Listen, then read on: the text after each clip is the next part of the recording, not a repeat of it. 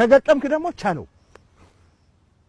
ቻለው ጸባይ ምናምን አይና እንዴ ምንድነው እኛ የነካን የሚል ነገር ይሰማኛል። ምንድነው የነካን? ምንድነው ይሄ ኮንፍሊክት ሜንታሊቲ የወረረው ማህበረሰብ ስለ ብልጽግና የማያስብ ስለ ፈጠራ የማያስብ ከሌላ ወደ ኋላ በመቅረቱ የማይናደድ የማይጸጽተው ጫማ የሌለው ዘመዶቹ ገጠር አስቀምጦ እሱኑ እንደገና ወደ ግጭት ለማስገባት የሚሰራው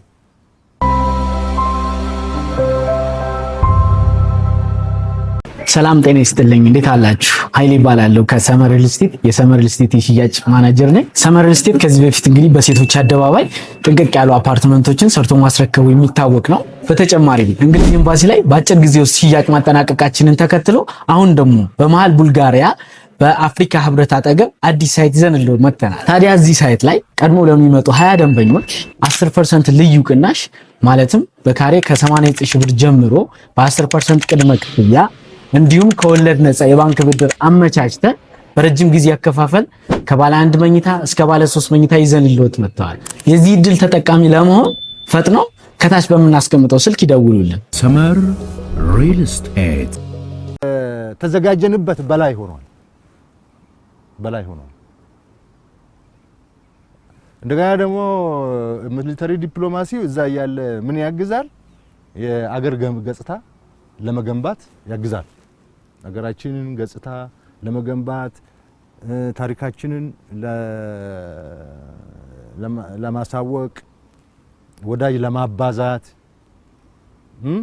በዓለም አቀፍ መድረኮች ላይ ከኛ ጋር እንዲቆሙ ለማድረግ ያግዛል። ማትታወቅ ከሆነ ዓለም አቀፍ መድረክም እኮ ስትሄድ ወደ አንተ ቻሌንጅ ጫና ቢመጣ የት ያውቃል? የሚያውቀው ጋር ነው እጅ የሚያነሳው። እንደውም ብዙ አልሰራንም እኛ። እንደውም እኛ ራስ በምንፈልገው ልክ ገና አልሰራንም። እና ታንዛኒያ እንትን በጣም ፍሬያማ ነው የነበረው። ጥሩ ስራ ሰርተን ነው የመጣ ነው። እንደውም እነሱ እዛ እንድንቆይ የፈለጉት 10 ቀን ነው። እኛ ለምነን ነው 4 ቀን አድርገን የመጣ ነው። ደግሞ ያደገ ያለ ሀገር ነው። ተስፋ ያለው ሀገር ነው። እንደዚህ አይነት ተስፋ ያለው ሀገር ጋር መተሳሰር ጥሩ ነው። ተስፋ ከሌለው ጋር መተሳሰር ሊጎዳ ይችላል።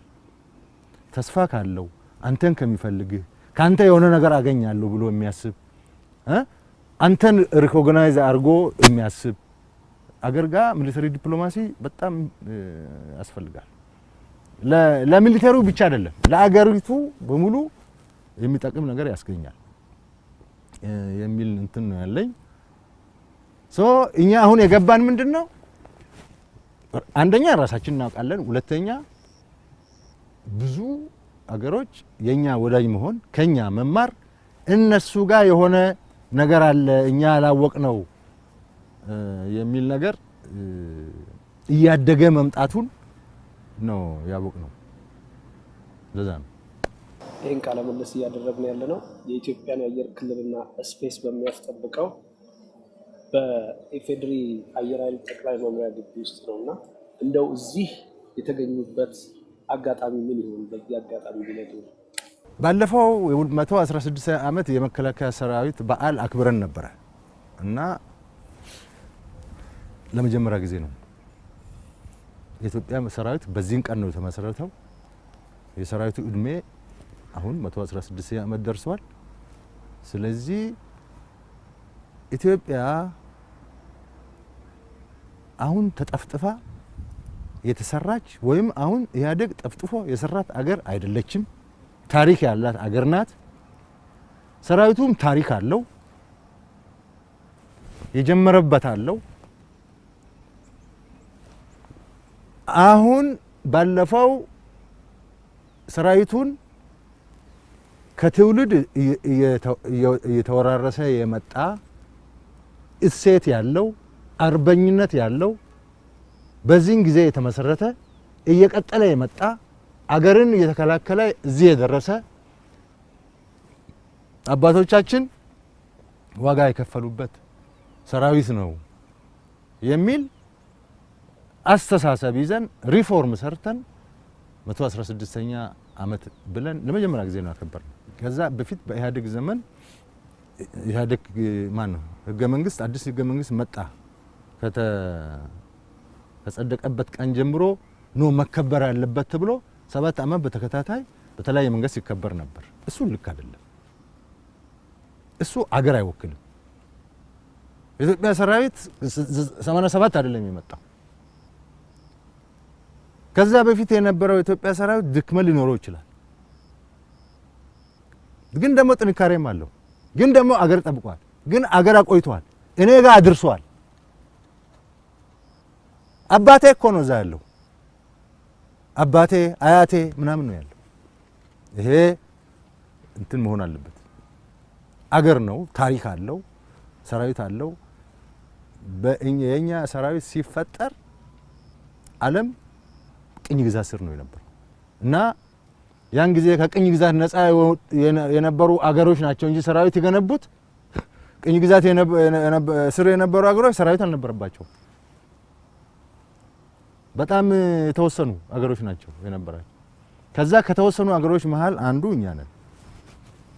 ስለዚህ ይሄ የሰራዊት ግንባታ ሪፎርም ነው። እኔ አባትህ አርበኛ ነው፣ ኢትዮጵያውያን አርበኞች ናቸው፣ አንተ የአርበኛ ልጅ ነህ፣ አገርን ጠብቅ፣ በአርበኝነት ለልጅ ያስረክብ ልለው ከሆነ ታሪክ መኖር አለበት። ታሪኩ ደግሞ አለ። ታሪኩን ኢግኖር አድርጌ መሄድ የለብኝም።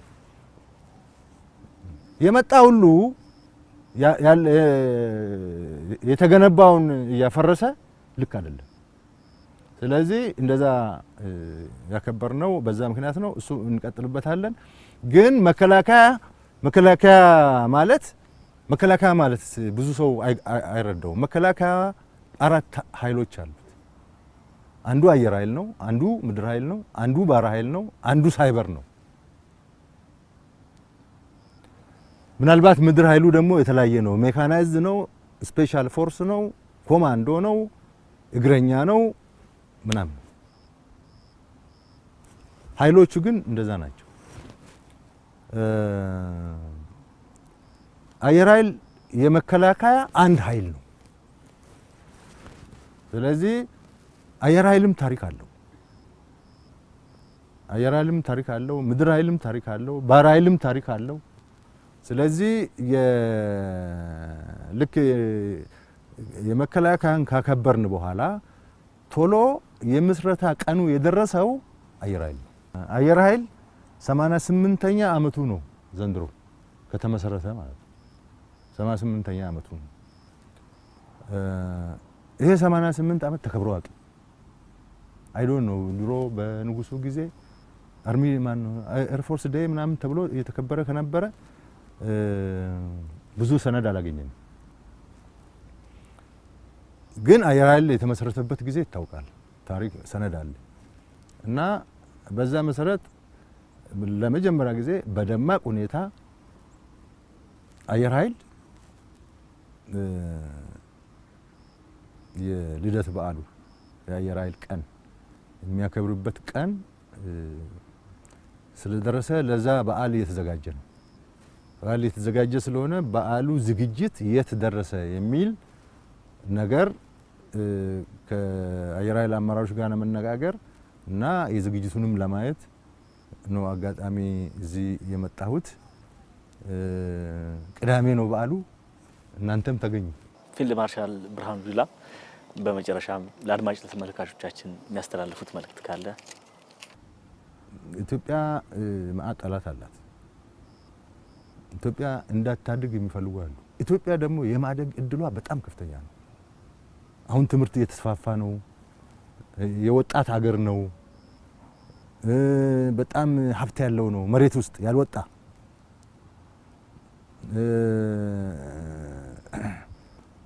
ሁለገብ ነው።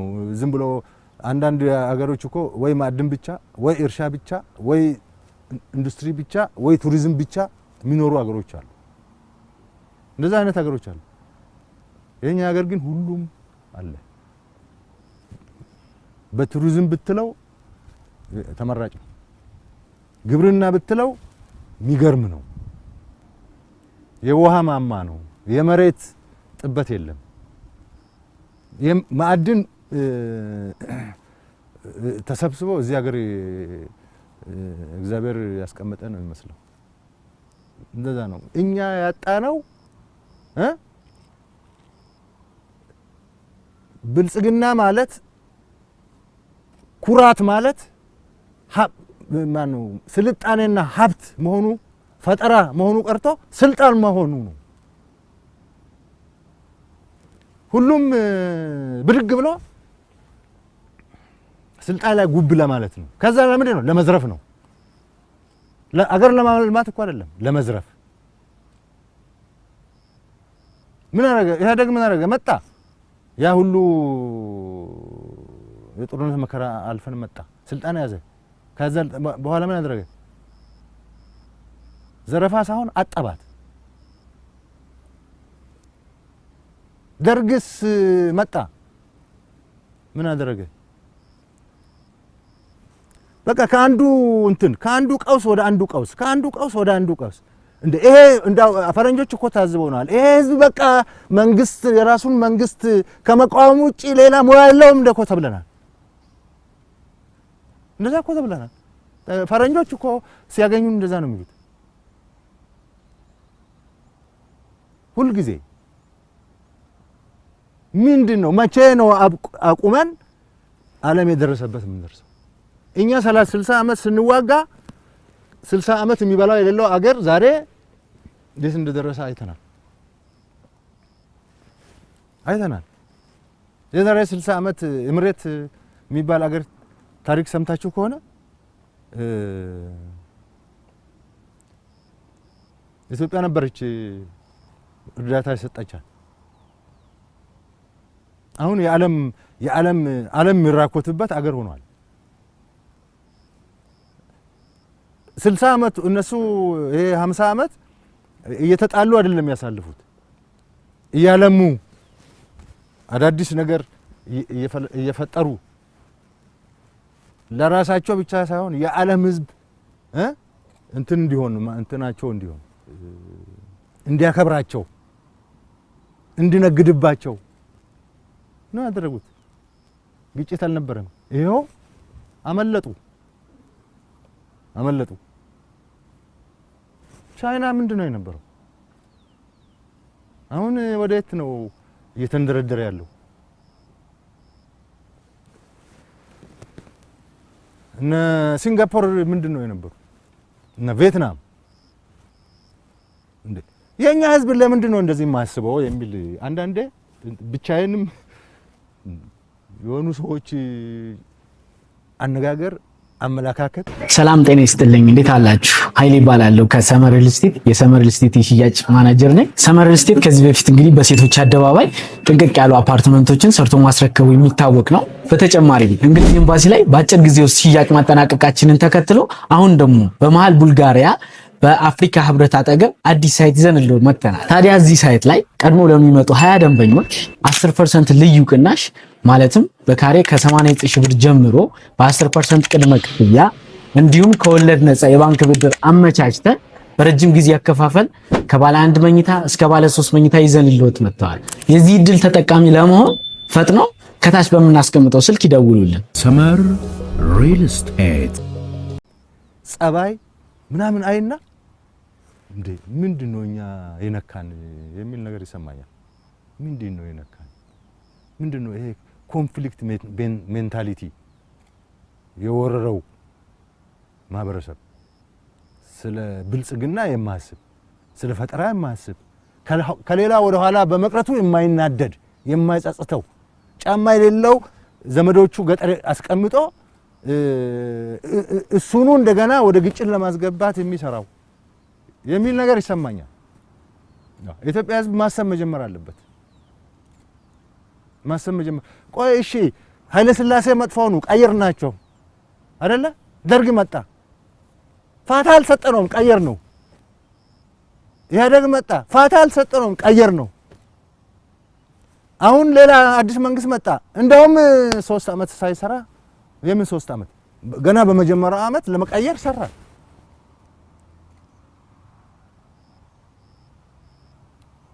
ለመቀየር ሰራን። ይሄው አሁንም እንዋጋለን። ይሄን ከቀየርን በኋላ እርግጠኛ ነኝ እንዋጋለን።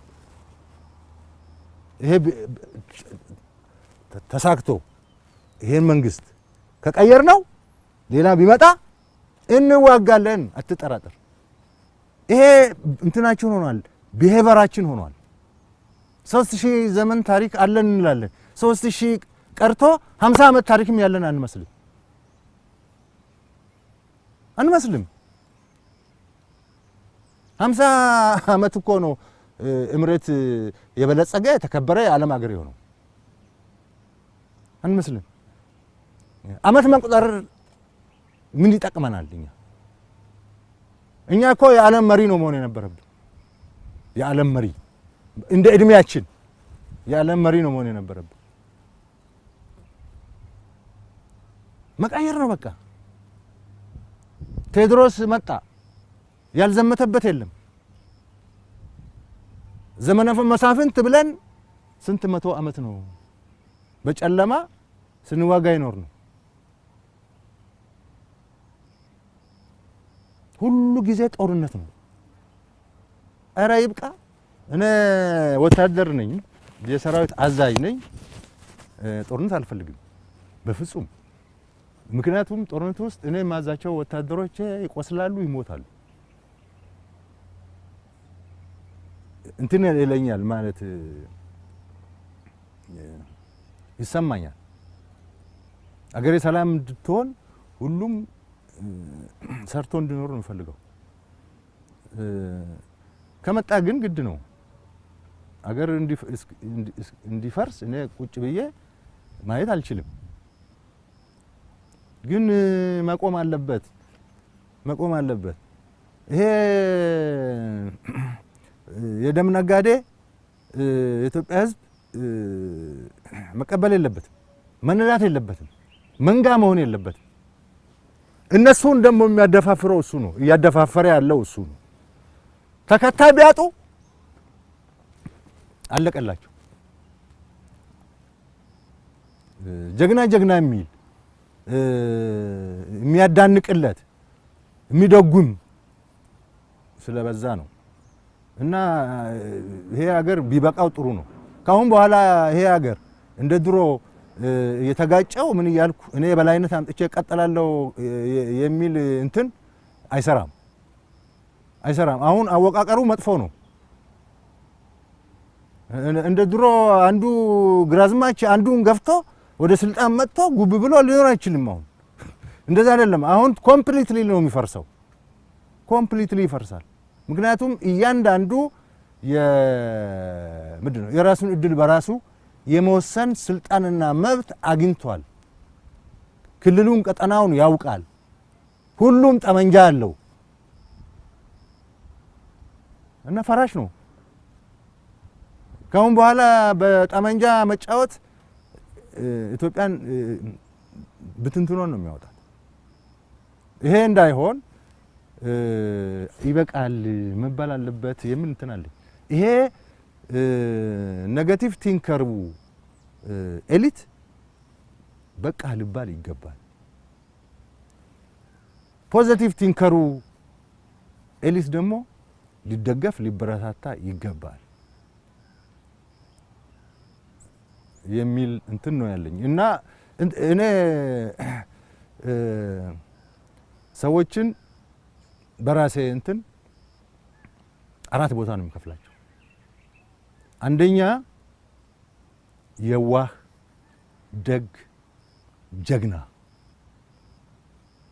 የዋህ ነው፣ ደግ ነው፣ ጀግና ነው፣ አገሩን ይወዳል፣ ለአገሩ ይሞታል። እንደዚህ አይነት ሰዎች አሉ። ሁለተኛው ደግነቱ በመጠኑ አለው፣ ክፋትም ያለው እና ወደ ነፈሰበት እየነፈሰ የሚኖር ሰው አለ። ሶስተኛ ክፉ ሰው አለ። ክፉ ለምንም የማይሆን ኔጌቲቭ ቲንከር አለ ብዬ ወስዳለሁ። አራተኛ ብልህ ሰው እንጃ እንትኑ ቅድመ ተከተሉ ተገለብጠው ይችላል። ብልህ ሰው አገሩ የሚወድ ሰው ለአገሩ ማንኛውንም ነገር ያደረገ ታሪክ ሰርቶ ያለፈ አለ። እንደዚህ አይነት ሰዎች ይታዩኛል። እንደዚህ አይነት ሰዎች እዚህ ሀገር ላይ እንዳሉ ይታዩኛል።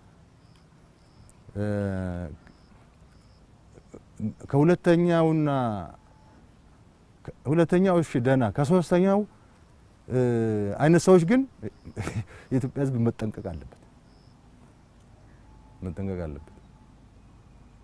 ኔጌቲቭ ቲንከር የሆነ ሰው ሁል ጊዜ ክፋት ነው የሚሰራው። ክፋት ነው። ይጠረጥራል፣ ያዋጋል፣ ያጣላል፣ አይሞትም፣ ያስገድላል፣ ይበላል፣ ይኖራል፣ ይሞታል።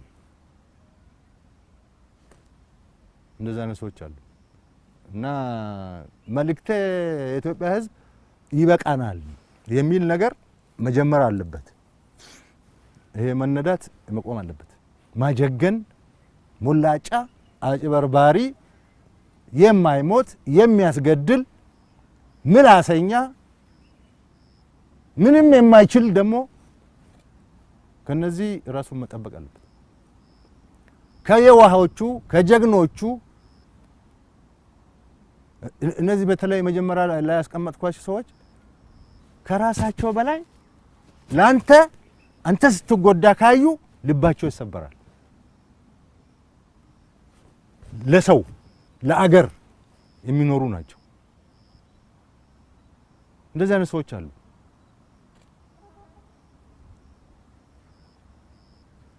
እንደዚህ አይነቱን ያብዛልን መባል አለበት። ሁለተኛው ሰውዬ አይጎዳም። ሀፍ ኔጌቲቭ ቲንከር ሀፍ ፖዚቲቭ ቲንከር ስለሆነ ማለት እሱ ደግሞ ነገሮችን ባላንስ አድርገን እንድናይ ይረዳናል።